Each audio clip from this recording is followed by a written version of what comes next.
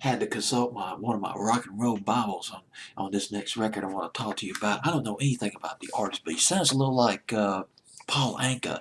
Number coming in week of April 20th, 1963. Billboard's Hot 100 coming in at number 81, up from 88. It is on its way up. Looks promising, but it would peter out. I'll get into that, or peter out rather. I'll get into that in just a minute. Kenny Chandler with Heart. Don't know anything about Kenny Chandler, but the people who wrote this record, I got a thing or two to say about them. And going back to my rock and roll Bible, the song was written by the dynamic Brill Building songwriting team. Alden Music, Don Kirshner's publishing company. They worked for this company. Barry Mann and Cynthia Weil. Oh gosh, I don't know where to start. First record that they wrote together. They got married. They met around 1960. They married about a year or two later.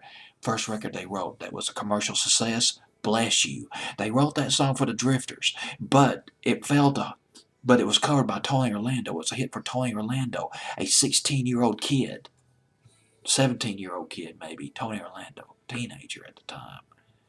Bless You, it's a big hit back in the early 60s. You Lost That Love and Feeling. They wrote it. Cynthia Weil, and Barry Mann wrote that. Other songs that they wrote: You're My Soul and Inspiration by the Rogers Brothers, Rock and Roll Lullaby by B.J. Thomas, they wrote that.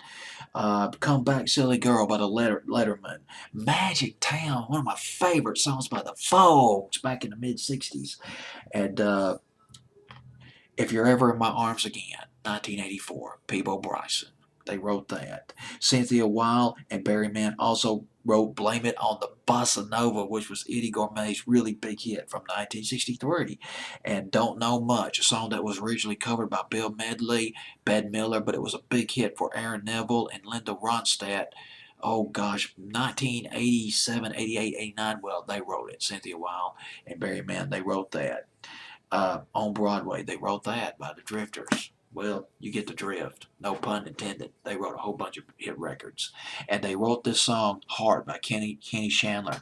But it was not a big hit. That's the unfortunate thing about this record. Should have done much better, but only got as high as number 64. That's it. But it's moving up. Up to number 81 the week of April 20th, 1963. Cynthia Weil, and Barry Mann, they wrote it. Kenny Chandler sings it. This is Heart.